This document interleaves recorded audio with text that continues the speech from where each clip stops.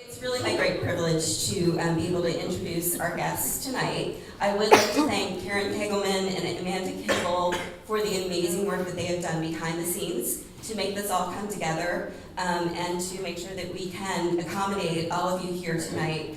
So thank you very much for that.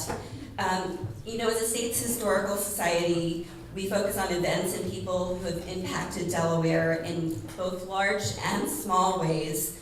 We focus on, we strive to provide access to information that will help our residents form strong identities, to feel like a part of their community, and to stand up for what they believe in. So I think you can understand my enthusiasm for tonight's program.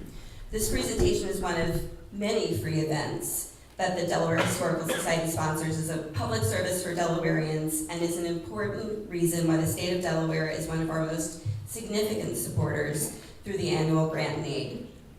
And as we listen tonight to one of Delaware's up-and-coming history makers, please remember that the DHS is mostly supported through private contributions. I talked a little bit about the fact that we're a membership organization. And through the proceeds of our annual fundraising event, the History Makers Award, which will take place this year for the first time right here in this space, in the History Museum, into Old Town Hall and the Queen next door on April 19th. And you probably had some information when you came in tonight. We have more information out at our table. Sam and Mariah Calagione are the honorees. And the party, after they receive their award, will feature complimentary buffets and a large selection of dogfish head brews and spirits, as you can imagine. So we really do encourage you to attend. I think it's going to be a really fun party. I talked a little bit about our evaluation forms, so now is the exciting part. I'm going to talk a little bit about the folks who are about to come and talk with you. So Sarah McBride is the National Press Secretary for the Human Rights Campaign. In 2012, Sarah made national headlines when she came out as transgender while serving as student body president at American University. A native of Wilmington, Delaware, Sarah serves on the board of directors of Equality Delaware, the state's primary LGBTQ advocacy organization. In that capacity, Sarah helped lead the successful effort to add gender identity and expression to Delaware's non-discrimination and hate crimes laws. In 2008, Sarah worked for Governor Jack Markell, and in 2010, I know I'm keeping you all on the edge of your seat, former Attorney General Bo Biden. Prior to taking her position at the Human Rights Campaign, Sarah worked on LGBTQ equality at the Center for American Progress and interned at the White House, the first out trans woman to do so. Sarah became the first openly transgender person to address a major party political convention, it's a little bit of a tongue twister, when she spoke at the 2016 Democratic National Convention in Philadelphia. Okay.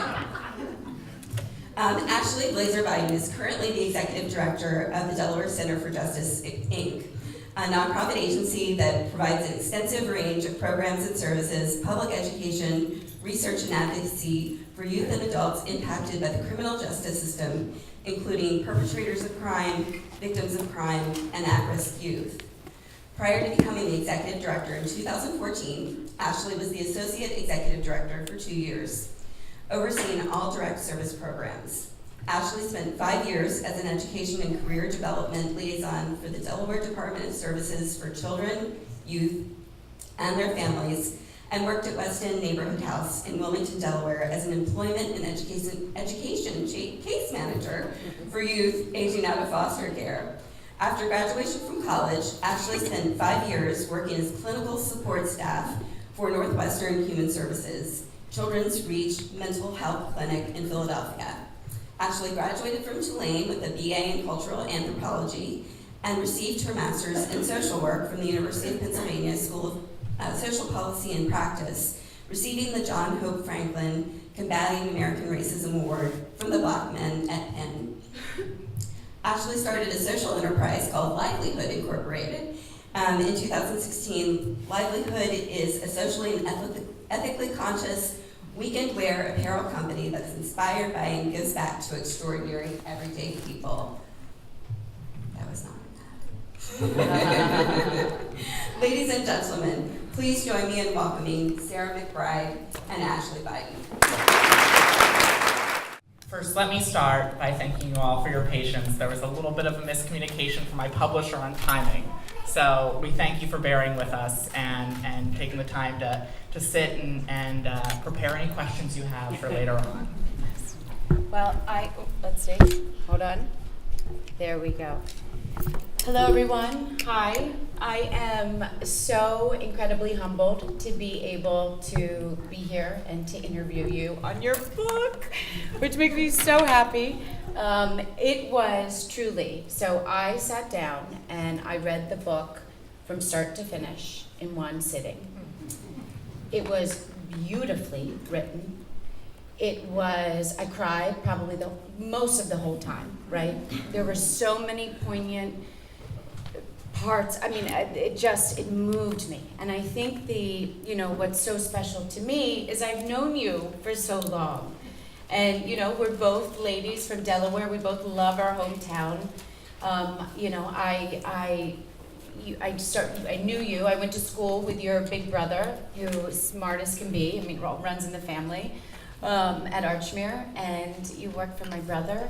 And so the Biden family has loved you and your family for years and years. And so to be able to be here with you tonight and about your book that is incredible is just such an honor. So I wanted to start with that. Thank you. So in the book you talked about, I was wondering, it was the last day of being the AU president, right, of student government body.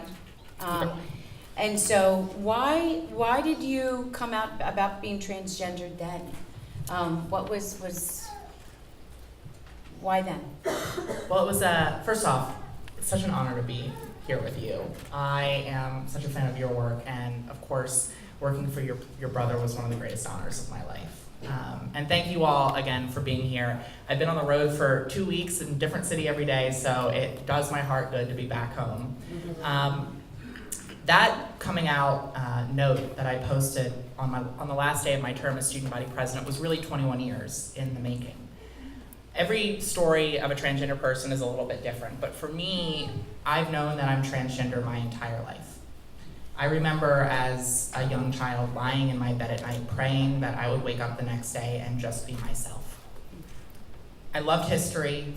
I read as many history books as I could get my hands on, and what became abundantly clear to me very early on was that there was no one else quite like me in those history books, at least no one who was out.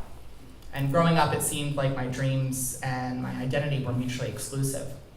So I held that inside for a long time, working for Jack Markell, working for Beau Biden, and then it was eventually during my term as student body president that I finally began to understand that the things that I told myself would bring me wholeness and completeness, the idea of making a difference in my community, of making my family proud, that those things wouldn't actually bring me the joy and alleviate the pain that I hoped.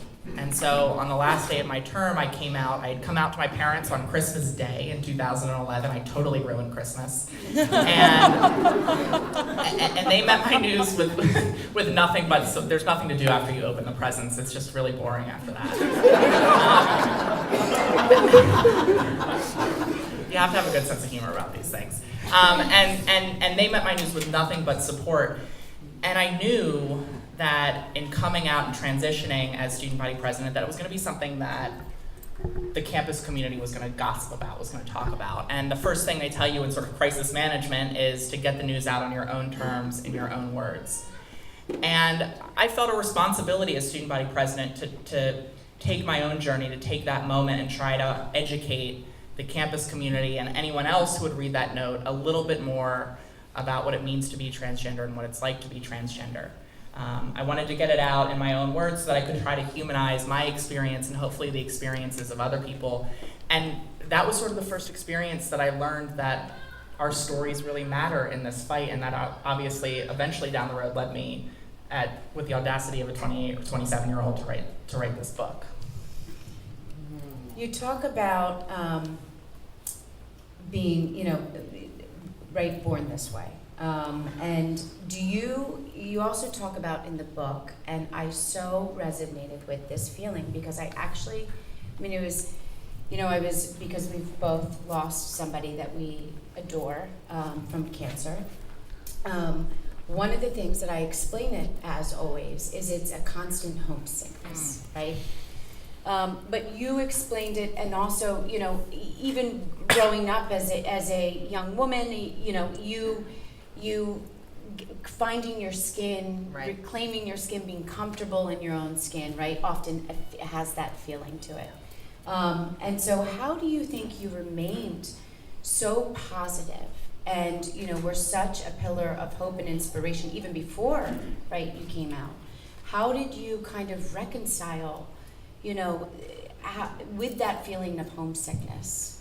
Well, I quickly realized after I came out, and as I spent hours talking with my parents through this news that was totally shocking for them, that what my parents sort of at that moment suffered from, which is what I think so many progressive people suffer from in this conversation on trans equality, is that they couldn't really wrap their mind around the feeling, the sensation of having a gender identity that differs from your sex assigned at birth.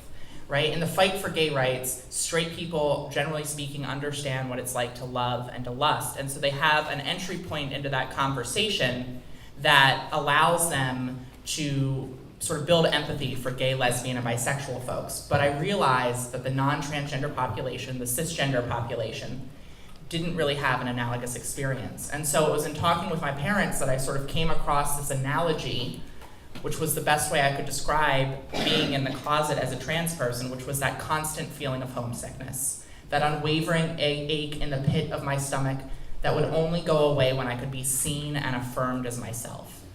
And unlike homesickness with geographic location, which dissipates with time and getting used to your new surroundings, this homesickness only increased with distance. But I think I was able to compartmentalize it in two different ways. One was I looked around and recognized just how much privilege I had, right? You look around and you recognize the love of your family, the opportunities you have, the welcoming community you have, all of the different things you have in front of you. And in one sense, it makes you just think to yourself, I can't feel sorry for myself. I can't really let myself feel this pain because I have no reason to feel this pain. And then on the flip side, you also look around and you go, God, there's so many privileges that I have. I don't want to give this up. And I think that was something that helped me for a little bit. But what became abundantly clear is with pretty much any pain that you have is that if you don't address it, it might be bearable at the start, but if you don't address it, it becomes unbearable at a certain point. And it became something that by the time I was in college, I thought about every single waking hour of every single day. And it was that experience as student body president which finally showed me that the things that I rationalized, they weren't actually true. That having a job and making a change in my community, those things are fulfilling professionally, but they don't solve the hole in your humanity. And you talked about, one of the things that you recognize, right, you recognize your white privilege, right? You recognize your privilege, socioeconomics, right? That you came from a very loving and supportive family. And there was a piece in the book where you said, I'm an imperfect spokeswoman, right? An imperfect spokesperson. And I thought to myself, but you made a point that I also, right, always think to myself, and that I can take the hits. Yes. I need to do is fight for injustice, right? Because the repercussions aren't as horrible for me, right, as they are for somebody who is, a person of color who's been marginalized, right, living in poverty.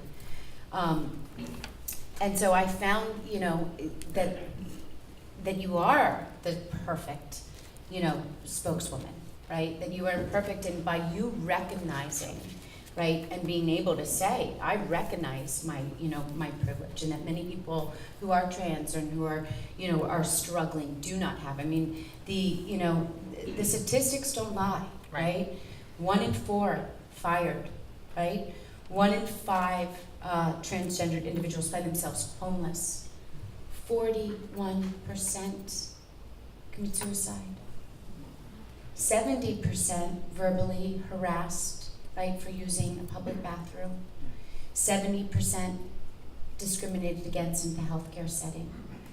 Can you talk about, you really have led the charge as an advocate and have given so many people hope. What else? And I know, I was gonna wait for kind of like the end, but let's just get into it. What else? What's going on the federal level that we need to know, and how can we be allies? Well, that's a really great question, and I think, to start, the points that you raise really, really, really exemplify that LGBTQ equality is not a social issue. It's not a luxury issue. It's not an issue that we should dismiss because it affects a portion of the population that's not necessarily the majority. We have to get past these false distinctions in our politics that say that we should ignore social issues until we've addressed quote-unquote economic issues. But people have so many different challenges, and we need change on every front in every way immediately. And the statistics that you cite underscore that this isn't a social issue. It's not just an economic issue, it's an issue of life and death for people. And the 41% statistic, when my father went online the night I came out, he did what I had done so many nights before, which is he Googled transgender, and he came across this statistic which says that 41% of transgender people attempt suicide at some point in their life. And that's not because transgender people are predisposed to attempting suicide. It's because transgender people are forced to live in a society that too often is constructed to marginalize, to demonize, to mock, and to discriminate. And what my dad saw was that when the transgender person is accepted by their family, that number drops significantly. And when the transgender person is accepted by their community, that number drops even further. And my parents resolved that night, knowing how challenging this was for them, knowing that they didn't really totally understand this, they resolved that they wouldn't just support me because that's what parents are supposed to do. They would also support me because they understood that the public would be looking at them. That people, when they encounter something that's maybe new to them, they look around and see how other people are responding, and they take their cues from them. And they knew that their love for me would not just impact our family, it would impact how the community interacted with me. And in many ways, I think that decision on that first night, which, if you know my parents, wasn't surprising, but was life-saving, underscores just how important allies are in this fight. Just how important it is to model the right kind of behavior when you encounter someone who's LGBTQ or transgender. That you are not just affirming them, you are setting a model for how other people should engage with people, which is with kindness, with dignity, with respect, and with fairness. Coming out for me was the hardest thing that I had ever done up until that point, but it was still relatively easy compared to the experience of most. As you mentioned, my being white, my able-bodied privilege, my economic privilege, my family support shields me from much of the worst discrimination and violence that comes the trans community's way. And I think for me, sort of to your point, I felt a responsibility to utilize those privileges to make sure that it's no longer a privilege to keep your family, that it's no longer a privilege to keep your job when you come out, that it's no longer a privilege to keep your family. And what I try to impart upon every single ally is that you're gonna make mistakes. You're gonna flub something. And that's okay, right? We all make mistakes. But if you come to me, if you come to the community, the transgender community, with a willingness to grow, with a willingness to listen, then we'll meet you there. And that doesn't mean that you should rationalize away making mistakes, that you should just accept that you will make mistakes. But that acknowledging that when they do happen, that you can listen and grow from them is what we need. and we need you to speak out. Whether it's a joke, whether it's a comment that is offhanded, that might seem not intentionally malicious. It's the little things that when they collect together can create a current of discrimination and violence. And so we need you to speak out even when you think it's small. We need you to be accomplices, not just allies, but accomplices, because that means you put something on the line. That means you allow yourself to make a situation a little bit more uncomfortable, even when the easy thing would just be to let the comment pass. We need you to speak out when it comes to legislation that's either pro-equality or anti-equality. Right now in this state, transgender students are still subjected to bullying and harassment that only feeds that 41% statistic. 11,000 comments were submitted in opposition to that regulation you saw so often in the newspaper, and unfortunately a lot of them were negative. A lot of them exemplified the need for that regulation in the first place. And so it's easy to think that the arc of the moral universe just inalterably bends towards justice, but it only does that because good people speak out. And so we need you to speak out in the small ways and in the big ways. For anybody who knows, some of you in this room may know Sarah's parents, and they are probably the two of my favorite people in the whole wide world. Truly. Mom and Dad, give a little put your hands up. They're so embarrassed. So one of the things that I loved first is when you came out to your parents, and your dad said, the quote is, "I don't feel like I'm losing a son, I'm gaining a daughter." I loved that. I mean, who doesn't, what dad doesn't want a daughter? Amen. Yeah, right? And the other thing that I loved, and I won't get, when I was writing my questions, I'm like, I can't give the book away, right? But one of the things that I loved, because I was kind of found myself in tears and I was crying, is when your brother said, "Mom and Dad," he said, you have only one of your three kids. Like, "Hey, Mom and Dad, I am heterosexual." Yeah. When he came out. Yeah, in our family, he had to come out as straight. Yeah. Yes, absolutely, exactly. Yes, because for those of you who may not know, Sean too. Yeah. Yes. My oldest brother is gay, and Yeah. I'm trans, and Danny, Right. who's here tonight, And so he was is our token straight man. he was trying to comfort Mom and Dad, and said, Still straight. Affirmative action.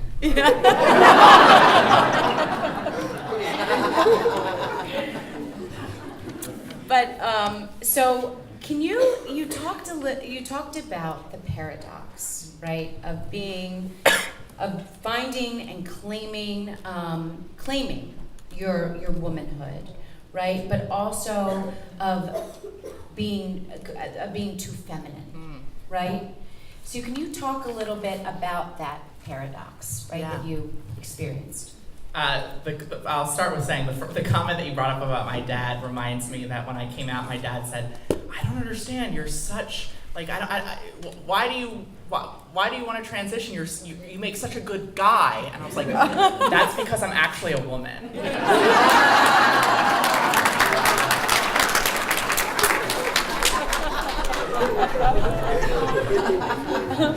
Sorry, guys in the audience.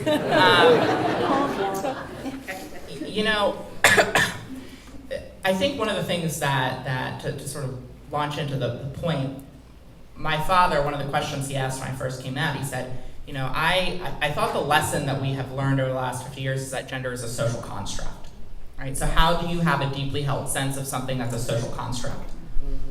And I think that's a really profound question, and I think it's an important question for us to talk about.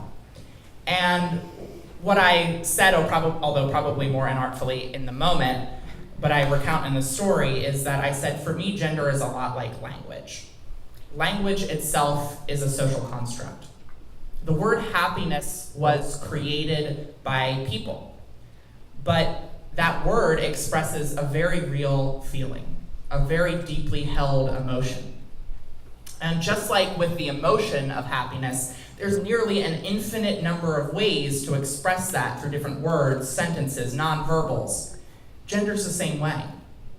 There might be a very deeply held sense of your gender, the way we express it is a social construct, and there are an infinite number of ways of expressing that individual gender identity. And so, that helped to intellectualize it, but it still made it difficult. And when I came out and finally transitioned, to be frank, I was so consumed with the transphobia that would come my way. I don't think I was fully prepared for the misogyny and sexism that would come my way. And, yeah. And, I, as I say in the book, I came out of the closet only to find myself stuck in the kitchen. And there's this world of impossible double standards where you're treated like both a delicate infant and a sexualized idol in the exact same moment. Your thoughts are dismissed and your emotions minimized. One of the things I thought about after Hillary lost is this notion of the fact that we require marginalized people, including women, to work 2 or 3 or 4 times harder to get half as far.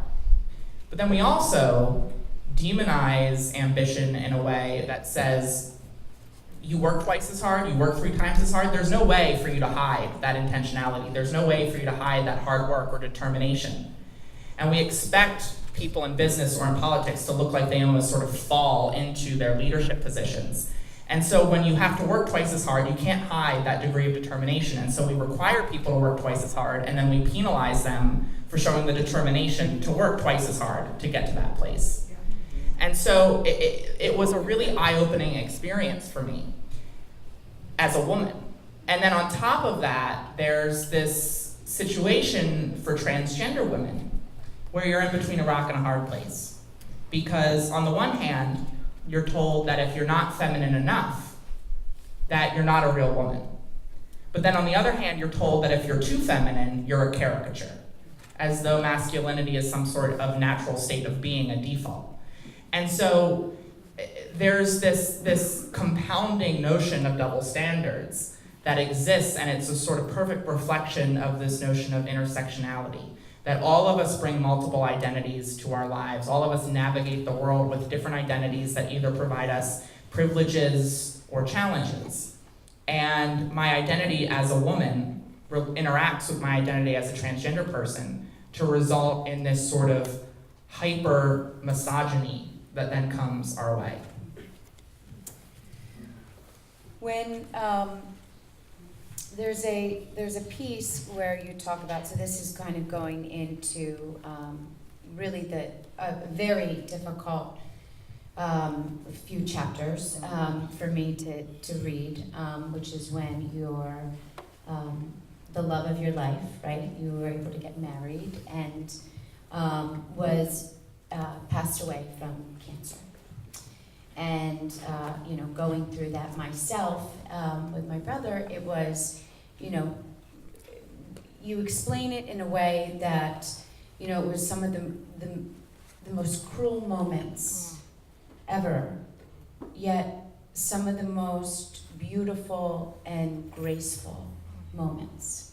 And I completely resonated with that, right? Because, and so one of the things too, I bet you, Bowie and Andy, let's hope that they're in heaven talking about policy. Yeah. You know that they are. Yeah, absolutely. They're both nerding out. Absolutely. One of the things too that you said was, and this was so my brother, you say in the book, he was also a rule follower. Once when asked what the worst thing he had ever done was, an 8-year-old Andy replied, "Sometimes when my mom tells me to go to my room and think about what I've done, I don't think about it." And I loved it. I loved that part because it broke it up, and it was able to give me. And so you talk about him. One of the other things too, and I think for I'll speak for myself. Somebody I know in my life, for instance, right, is I believe is gay and needs to come out. Needs, right? I say needs, right? I feel like I want to be the person to be like, it's okay. I see you and I love you, and right. But in the book, right, Andy talks about the principle of do no harm. Yeah. That what gives me the right, until that person is ready, right? And so it's a very, it's a slippery, I feel like in my head, like, if I just go to this person and say, I love you no matter what, right, that this person's gonna, but that's my stuff, right? So he talked about the principle of do no harm. Can you talk to us a little bit about Andy and his principles and the idea about hypocrisy? I really appreciate that you asked that question, because one of the things that I really enjoyed and appreciated about writing this book was that I got to share the goodness of Andy with people, right? And, in reflecting, as someone who worked for Bo, there were so many instances where as I was writing about Andy, I also thought about Bo. Yeah, that's what I felt too. I felt such a connection. Yeah. Yeah, No, they are definitely. Yes, they're besties up there. Your besties up there. They're besties up there. And, I've heard your family talk about this notion of, and I think a lot of families go through this of asking yourself, what would Bo do, right? And I asked myself, what would Andy do almost every single day? He wouldn't want me to canonize him because that's the type of person that Andy was, but he was truly the best, if not one of the best, if not the best person I've ever known in my life. His unwavering kindness and principled compassion was something that I think forever changed me, and was something that I, as you mentioned, write about in the book. And the example I give was this debate Andy and I had around outing anti-LGBTQ politicians who are secretly LGBTQ themselves. And I came initially to that conversation saying they're being hypocrites, right? Like, out them, they're being hypocrites. They deserve that coming their way. And Andy rightfully said two things. First, he said, we are never going to open hearts and change minds by outing people, by hurting other people.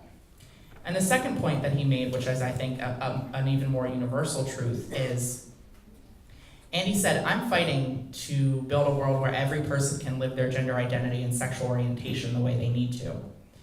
And if my principle that I'm fighting for is not an unbreakable principle, then what is? There's always seemingly altruistic reasons to violate a principle, right? You can identify a reason. Everyone always thinks of themselves as the good person. You can identify a good reason to violate a principle, but then it's not a principle. And Andy said, I'm not going to violate the principle that I'm working for in pursuit of that principle. I'm never going to out someone. I'm never going to take that agency away from a person, even if they're doing wrong. And that degree of sort of principled compassion, of principled kindness, was for me the kind of, thinking about all that Andy could have contributed to this community and this movement, I come back to that Andy was a person, a leader, an individual who always approached a situation, even when the person seemed like they didn't deserve kindness, with kindness. And I think that is so often what's missing in our society. It's easy to feel compassion for a person who's doing right. It's easy to find compassion for the person who is the same as you in every way but one or two. Where compassion really matters, where our principles really matter, where kindness really matters, is finding it for the person who's different than you in every single way but one, your shared humanity. And for me, that is the lesson that Andy taught me. It is that you lead with compassion, you lead with kindness, and the rest follows. Well, he would be super.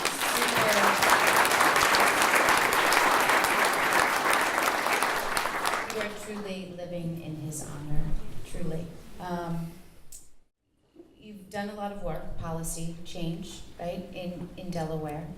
And we have some of the same friends down in Lake Hall. You can read the book, I won't mention names, but we've had a few of the same run-ins.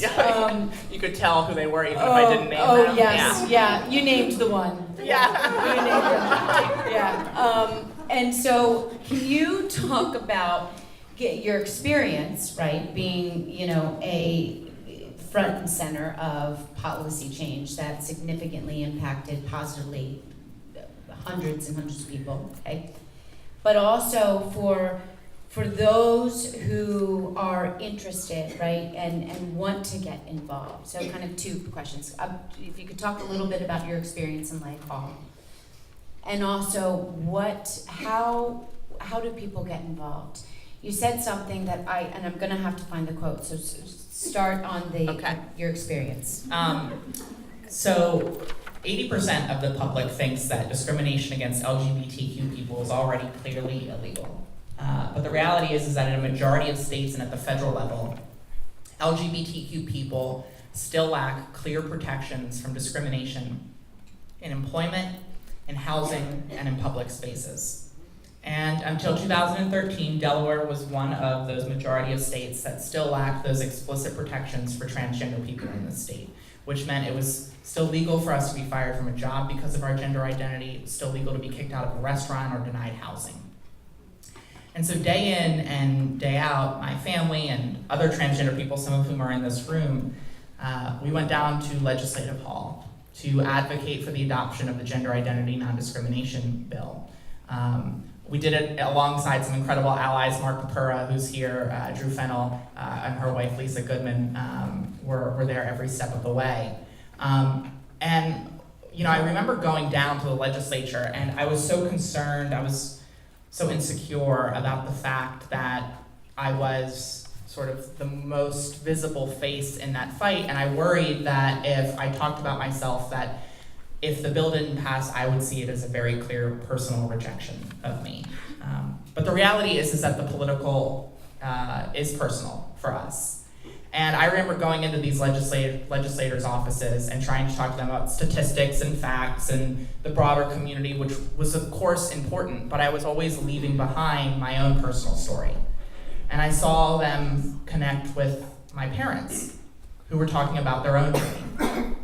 And I think for me, the lesson that I took from that fight for the Gender Identity Non-Discrimination Bill is that vulnerability is oftentimes the best path towards justice.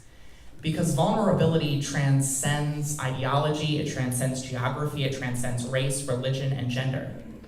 And when we allow people to see us in our most vulnerable moments, when we allow people to understand that transgender people are people who love and laugh, hope and dream, fear and cry, just like everyone else, we allow people to see us contextualized within our full humanity. And once you see that person's humanity, it becomes much more difficult to hate them. And so for me, that was a lesson that I took from that fight in Delaware that I carry with me every single day in my work at the Human Rights Campaign, nationally on behalf of LGBTQ equality, and in all of my work, that we should never require people to be vulnerable in that kind of way. It's an unfair burden to place on someone who doesn't want it and isn't comfortable with it. But for those who are willing, for those who are comfortable sharing their stories, and that includes sharing their most human moments, their hopes and their dreams, I truly think that if we do that, we can tap into what I believe is the most powerful human emotion, which is empathy. You, when you talk about, for those who want to get involved, expect, younger, so, one of the things that I'm, constantly, civic participation, that legislators are the CEOs of our lives, right? They control a lot of our lives. And so really, educating them. And you said here, in your book, while calls or emails may seem like a small gesture, lawmakers look closely at the number of constituents chiming in on a particular topic, and it can weigh heavily in their decision-making process. And so can you talk about, how important that is, and that the power is truly with the people? Yeah. And I think, I don't think many people, unless you have that experience, right, and you're going down and you're meeting with the legislators, really realize how much power they truly do have. Yeah, I think that that's absolutely right. And I think one of the great things about the last year and a half, and obviously there was a lot of not great things as they were trying to make America great again, is that I think we, saw over the last year and a half the power of the public to influence the legislative process. The Affordable Care Act would have been repealed had it not been for hundreds of thousands of people calling, emailing, writing their senators and their members of Congress. Without question, in my mind, that law is still the law today. People have access, they're trying to undermine it still, but people have access to healthcare, which your father called a BFD, because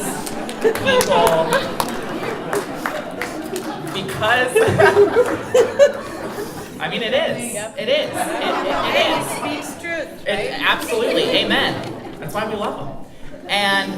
And that would have been repealed had it not been for people calling and emailing their legislators. Because let's face it, politicians are about the most skittish people you will ever meet. And they are constantly, no offense if there are any people elected in office, present company excluded, but they look at the numbers that are coming in, they look at the calls, they look at the emails, and that makes a huge difference. And people always say, well, I live in a district represented by a really progressive or pro-equality person. I say, doesn't matter. Call them anyway, because they need to understand that you not just expect them to support equality or support opportunity or support progressive positions, you expect them to champion them.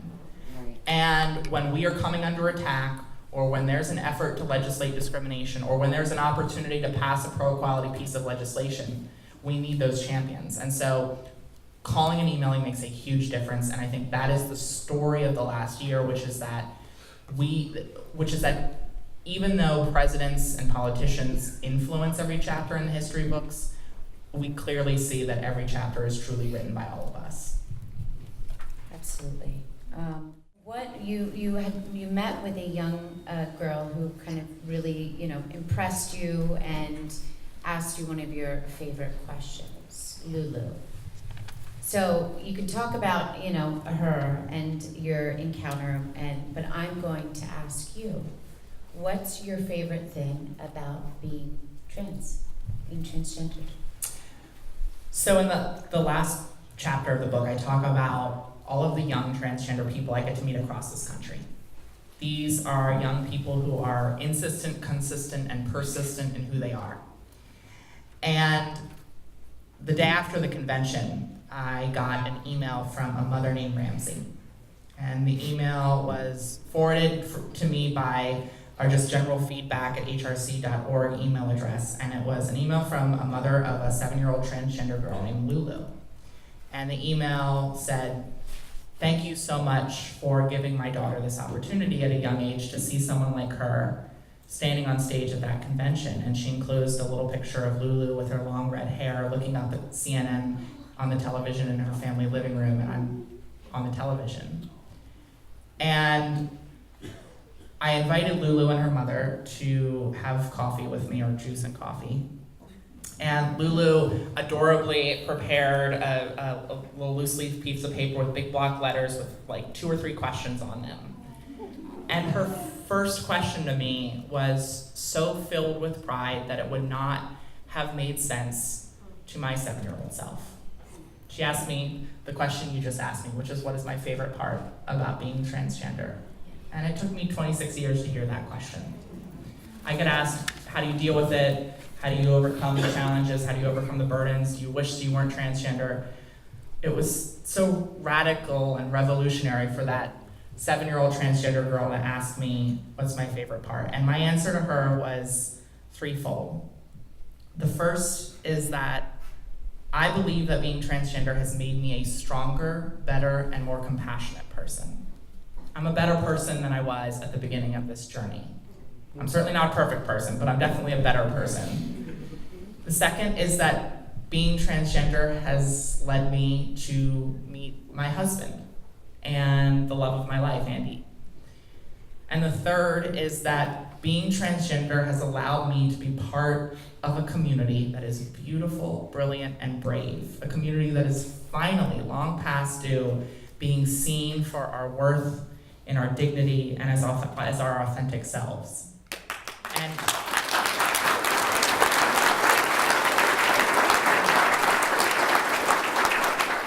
I think the most incredible thing about Lulu and about the work that I get to do is I get to meet transgender kids across the country, right? 7, 8, 9 years old.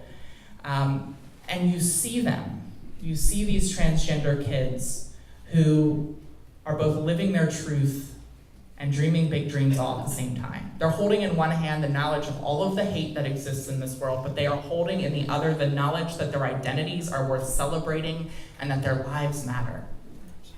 And when I was growing up, the thought that I could live my truth and dream big dreams was so impossible that it was incomprehensible. And now 15 years later, there are young kids across this country who are being seen and affirmed and allowed to live as much of their lives as however long those lives are as their authentic selves. I met Stella, who's 13. She said when I asked her what she wants to be when she grows up, that she will be the first transgender president. Woohoo! And what once seemed impossible is now very real to kids like Stella. And the mere fact that these young people exist, it demonstrates how far we've come. And that is politics, that is advocacy at its best. We hear it's the art of the possible. No, it is the art of making the impossible possible. And that is what we have done. It's what we've done here in Delaware, and it's what we're doing around the country, and it's truly inspiring and empowering. You're pretty inspiring. I should have asked you what's your favorite part about being a woman. Yeah. Right? Just being myself, Yeah, exactly. Finally, thank you. Yay! Speaking of, was it Lulu who wanted to be the... Stella, who wants Great names. Okay, so just speaking of that, you had mentioned in the book the potential of being governor. Because Jack Markell said this. Yes, Jack Markell. Sorry, I should clarify. I've gotten people into trouble by doing this. Yeah. But everybody's gonna leave here and be like, Sarah's running. Yeah. She said it in the book. No. So what are kind of? I mean, I know it's hard to to see even 5 years sometimes ahead. But what's the dream? You've got so much going on right now, right? Yeah. What after this? You know what I was thinking before you answer? Let's write a children's book together. Oh my God, let's do it. Deal. And about young women, the full diversity of women. The full diversity of women, and so kids can see themselves, and transgendered, kids can see themselves. I'm a children's book. We'll talk. Okay, wait, that's an idea. Sorry. So yeah. Growing up, first off, I violate the first rule of politics, which is to pretend like you don't actually like politics and you've never had any dreams. So I've kind of screwed myself over in that respect with this book. And growing up, I talk about these opportunities and these privileges, and for those who haven't read it, Jack Markell plays a huge part in this book. He has been a close friend and a mentor to me since I was 13 years old. And I remember being 17, 18, driving around with Jack the summer after he was elected governor, and Jack talking about how, you can be governor someday. This could be your desk, this could be your house. And, a 17-year-old, 18-year-old hearing that, it was pretty empowering, but also in a way overwhelming. And I thought, wow, what a privilege, I shouldn't give this up. So I'm very upfront about the fact that I've always liked politics, but for me, it was never about politics. It was always about the potential of politics to make change.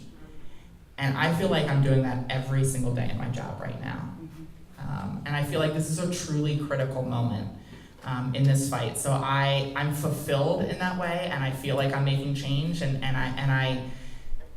maybe down the road, politics and running for office might be something I'm interested in, but right now I am so passionate about the work that I'm doing. And I think Bo said this to me once or twice, but that life is a way of intervening when you make plans. Yeah. And if there's one thing I've learned over the last 6 years, it's that life certainly intervenes, and you can never really predict. So maybe down the road, but I'm really fulfilled and happy right now. Well, we would love down the road if you did. It would be incredible.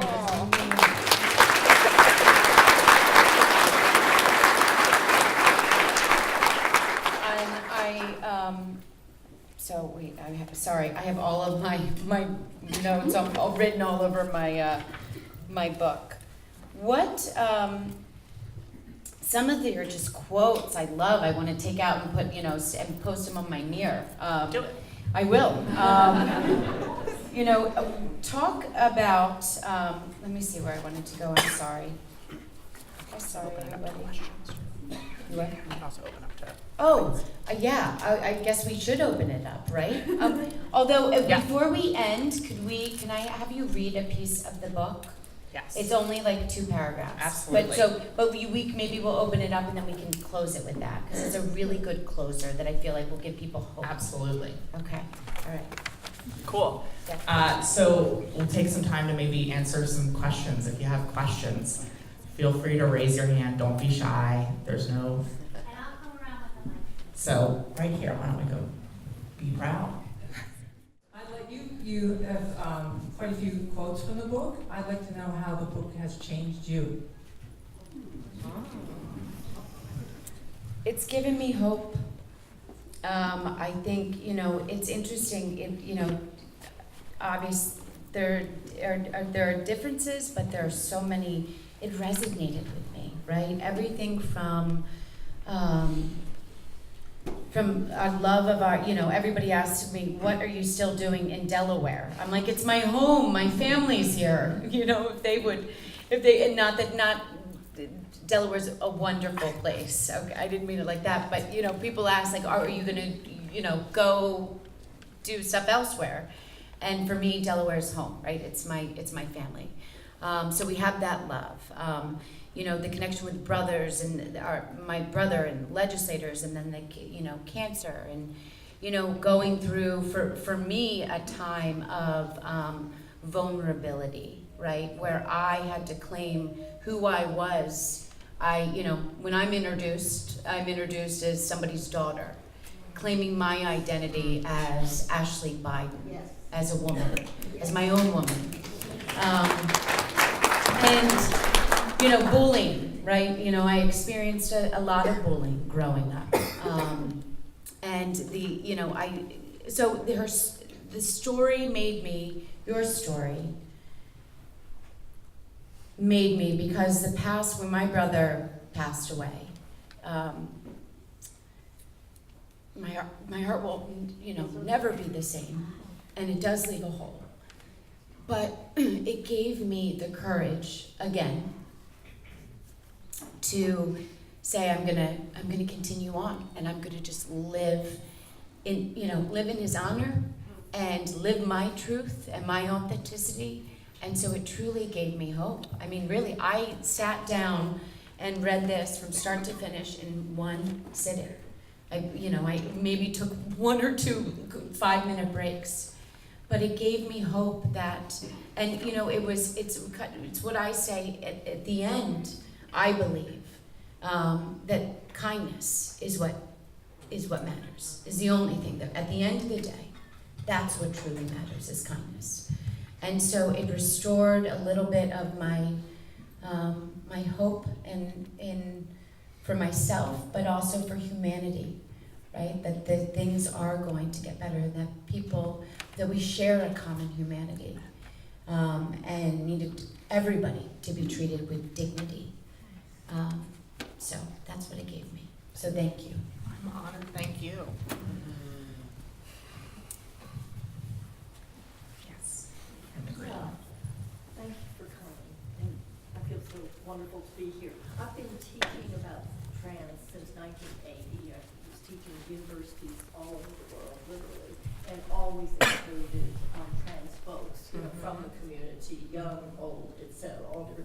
And one of the things that always struck me and struck my university students was the beautiful diversity within the gender bending community in general. And I wonder if you could address that. I mean, cross-dressing and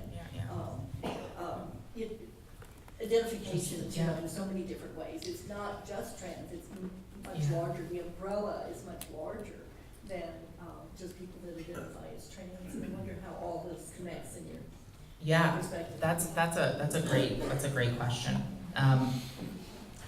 So in speaking about the beautiful diversity of gender in our society, like most things in our society, gender is not binary, right? Gender exists as, I think of it as a gender cloud, a sort of three-dimensional, not even spectrum, but a three-dimensional entity where you can fall anywhere in that cloud. And there are so many different gender identities, whether it's man or woman, or whether it's something outside of that binary. And one of the great things, particularly among younger generations, is an acknowledgement of that diversity within gender identities, and that you don't have to fall within one category or the other, or in that one category, there are, again, an infinite number of ways to identify and express. And I think when we allow people to be seen in their wholeness, when we allow them to be affirmed using the terms that they identify with, we bestow very clearly dignity on that person, right? The first way governments oppress people is by taking away their names. The first way a bully bullies a person is by calling them a slur, right? Taking away a person's name, taking away the terms that a person uses is one of the most dehumanizing things that you can do. And so I think one of the great things is that we're finally seeing the beautiful diversity of gender that exists in this society, and we're allowing people to be seen in their wholeness. And I think, so often there are these conversations around how the fight for trans equality connects with the fight for broader LGBTQ equality, which connects the fight for broader gender equity. And to me, all of this is rooted, transphobia, homophobia, misogyny, and sexism is rooted in the same prejudice. The belief that one perception at birth, the sex you are assigned, should dictate who you are, who you love, how you act, and what you do. And the only way to free us of the restraints of gender stereotyping, gender discrimination, violence based on gender, is for us to address all of those prejudices and the root cause of all of that.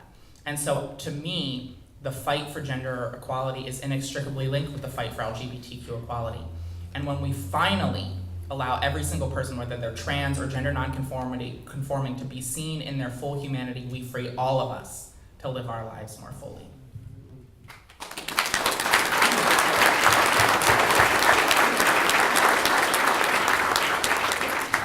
Maybe time for one more question. We have a question here in the back. Brian Sealander, character in the book as well. Yeah, I vividly remember you calling me on the way up to New York and saying, I've got to tell Jack Markell something. I'm like, what? Like, yeah, that's something. Let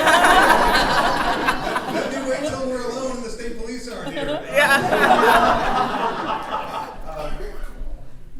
This ties exactly to what you're saying. I was talking to my two best friends from childhood this morning, and the one was so proud because his daughter was going to give a Hindu prayer at the Christian school where she goes.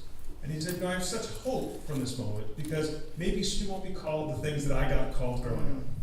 And my other best friend said, I used to believe that. And in the last year, I don't. Because people now have carte blanche to say whatever they want, and they've sort of been free to come out of the woodwork. And as your friend, I see every time you're featured or any time anybody publishes the amazing things you say, the inspiring things that you say, there's so many terrible things said in the comments. And I'm so torn between my desire to be Michelle Obama-like and go high when they go low, and my inherent Irish nature to want to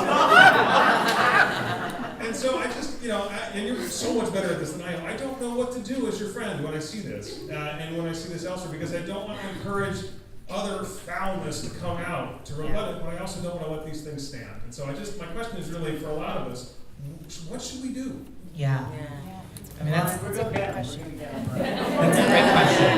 And, 3 years ago I would say don't feed the trolls, but then the comment section mobilized and elected a president. So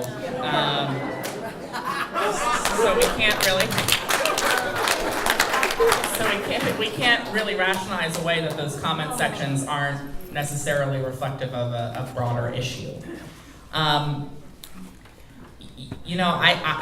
I will say, when it comes to the comment sections, people are there to get a rise out of other people. And so, you do have to pick your battles. And I think if it's an opportunity to speak out in person, if it's an opportunity to speak out and you do see room for movement, you do see room for growth, speak out there. But we can't conceivably, I don't want anyone to have to dive into the cesspool of comment sections or the threads on the News Journal Facebook posts that just are, filled with vitriol. And I think for me, it's been a journey for me in gaining the confidence to deal with that. I took a selfie in a bathroom in North Carolina in 2016 that went viral, and I never thought that the lead to a bunch of stories would be Sarah McBride took a pee today, but it was. And the response to this picture of me in a women's bathroom that I was technically barred from being in was just filled with utter hatred. And beyond that picture, in the dark areas of the web, in the alt-right portions of the web, there were things that were said and comments and threats that were made that were just absolutely grotesque. And I remember sitting in a bathroom coincidentally enough, in my hotel room in Colorado right before I was going to go speak at an event, and it was the only portion of my life where suicide even became a potentially rational thought, because the hate was so overwhelming that even though I knew it would end in 3 days, the news cycle would switch, I just wanted out of it so bad. And eventually it passed. And I did a lot of soul searching and a lot of thinking, because I wondered, God, if I can't deal with 3 days of horrible comments, then how am I going to do this work? How am I going to do anything? And after researching and reflecting a lot, I came across an interview with a reporter who is a self-described proud fat woman who reclaimed the pride in her weight and talked about it very publicly, and she got a lot of hate online. And in listening to this story, it became clear to me, as I look at the trolls and as I look at the hateful comments, that everyone deals with an insecurity. Whether it's your sexual orientation or gender identity, or something completely removed from that, how you look, what you do, where you come from, how you sound, whatever it may be, everyone deals with an insecurity. Everyone deals with something society has told them they should be ashamed of. And the thing about LGBTQ people is we have taken something that society has told us is wrong, we have accepted it, and we have moved forward oftentimes with pride. And the bullies, they see that power. They see that agency in living our truth, in saying to a society that tells us that we should be ashamed of who we are, that we will not spend one more day hiding. And they see that power, they see that agency, and they are jealous of it. I am powerful just by being. LGBTQ people, all of us are powerful by just being, by just living our lives with whatever insecurities we have and saying, this is who I am and I'm proud of it. And for me, that made the hateful comments hurt a lot less. For me, it made me recognize that sticks and stones can break my bones, but words will never hurt me. And for me, it allowed me to continue to move forward and do this work. The path toward a more perfect union is never linear. It comes in fits and starts. It comes 2 steps forward, 1 step back, and we are most definitely in that step back. But I see across the country that I truly believe we have been awakened, finally, to the challenges that we face, and that awakening has led to a movement that I do believe will not just defeat the politics of hate, but will elect people and obtain positions of power and opportunity to move equality forward, to make this country finally a big-hearted, inclusive nation that we so deserve and need to be.